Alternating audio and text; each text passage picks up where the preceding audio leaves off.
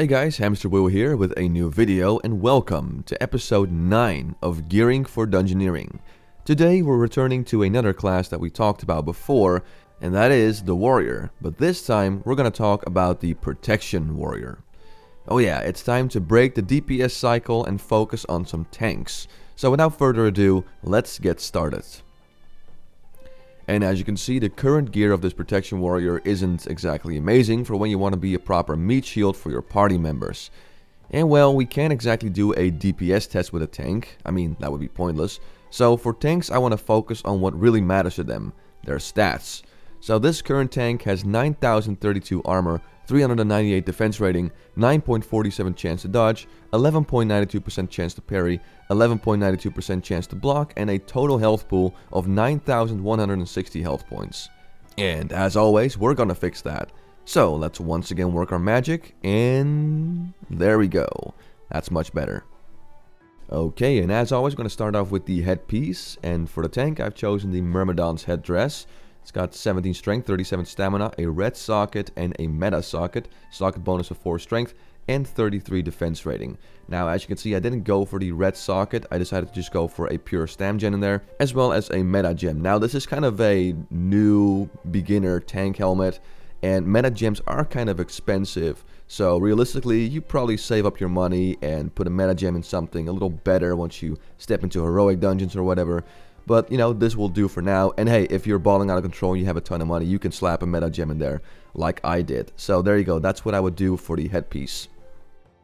Next up, the necklace, the Mark of the Raven Guard, 40 stamina and 17 defense rating. A very straightforward tanking necklace, but very effective too. It's from the Brother Against Brother quest from Seth Halls, which I've mentioned before.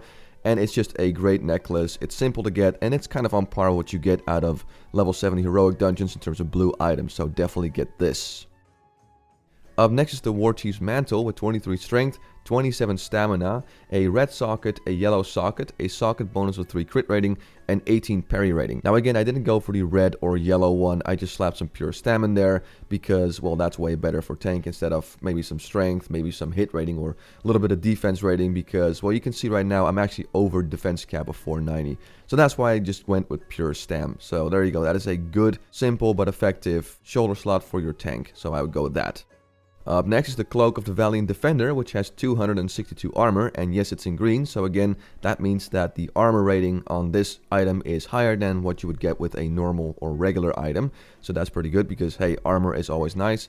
21 stamina and 15 defense rating, so, you know, pretty simple, and this is also pretty easy to get, and it's a nice little starter cloak for your tank, so that's what I would recommend for the cloak. Then we have the chest plate, which is the breastplate of the Warbringer, 45 stamina, 31 defense rating, and 30 hit rating. So, you know, not too bad, pretty good. The hit rating is a little redundant, though it's nice to have just a little bit of hit rating, and, you know, just making sure your taunt doesn't miss.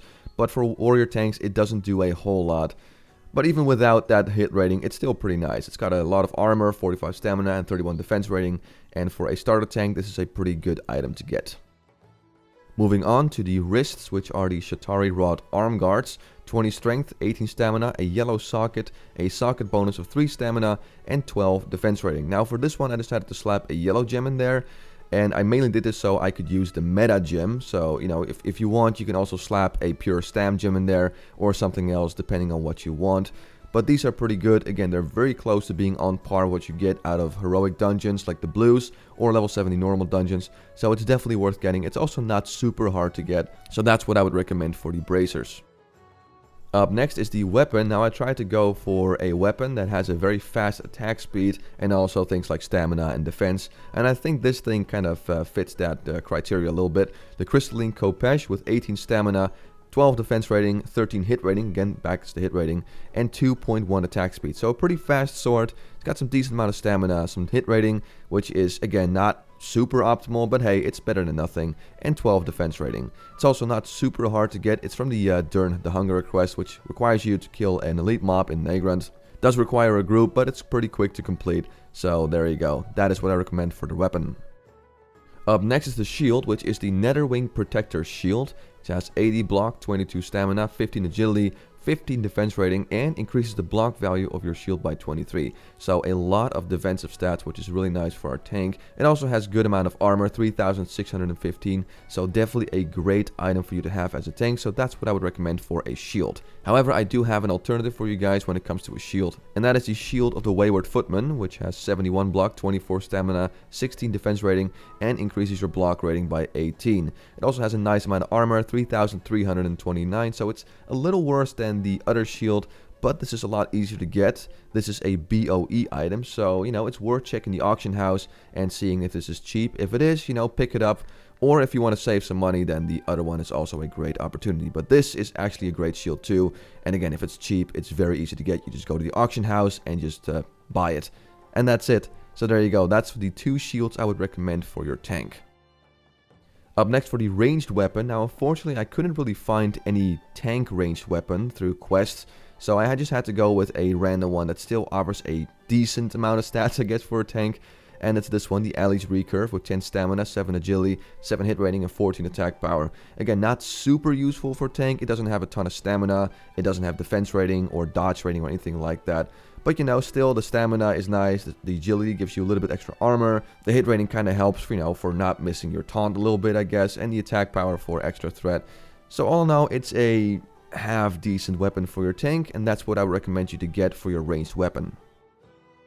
Okay, let's talk about some trinkets for your tank. First off, the Regal Protectorate, I believe it's called, with 26 passive defense rating, and when you use it, it increases your maximum health by 900 for 15 seconds. So that's really good for kind of tricky situations. It's kind of like a mini last stance, if you will. Now, this one is also from the same quest that will give you the Blade Fist Breath and the Vengeance of the Illidari, which are 2 trinkets I've covered before, and this is basically the tanking variation of that. So it's a pretty lengthy quest chain, but it's a quest chain that pretty much anyone will do when they step in the Outlands. And again, the trinket you can get is pretty darn nice, even at level 70, so it's definitely worth getting. The second trinket is going to be Debiri's Enigma with 30 passive defense rating, and when you use it, it increases your block rating by 125 for 15 seconds. Also a pretty nice tanking trinket for your tank. It's not super hard to get, and we'll just look at it. It's awesome. So these are the 2 trinkets I would recommend for your tank. Alright, let's talk about some rings, starting off with the Ring of the Stonebark, 12 agility, 18 stamina, and 19 defense rating. So nothing super fancy, not a whole lot of stats. It's simple and effective. It's also not super hard to get, so that is the first ring I would recommend.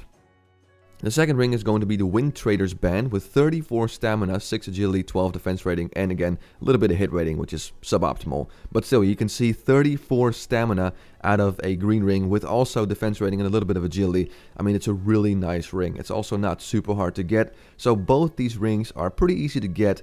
And again, they offer you some nice stats. So this is what I would definitely recommend you to get as a tank. Up next, the boots, which are the Flesh Beasts Metal Greaves. 25 stamina, 18 defense rating, and also 28 dodge rating. That's really nice because we didn't get a whole lot of dodge rating yet from our gear. So that is really nice. And again, dodge rating is also pretty cool for your tank. So this is what I would recommend for you to get as a tank. It's nice, it's effective, and will definitely help you when you're doing dungeons.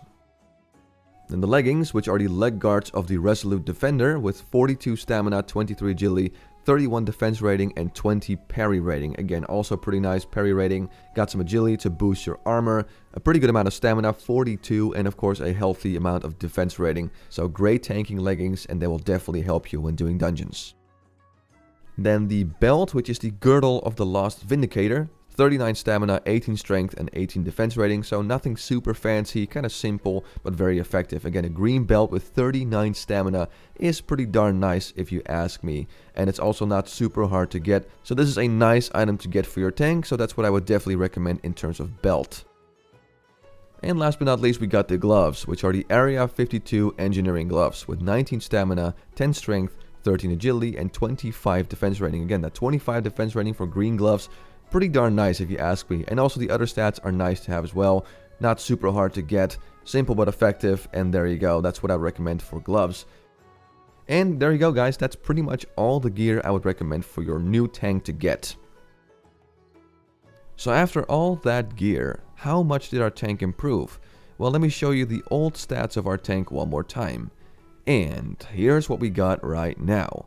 We currently have 11,128 armor, 504 defense rating, 14.29 chance to dodge, 17.77 chance to parry, 16.16 chance to block, and our health pool is now an impressive 10,798 hit points.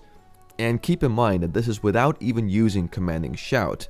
If we would use that, we would be touching 12,000 HP, and that kind of health alongside a lot of defense rating will definitely be more than enough to get the job done.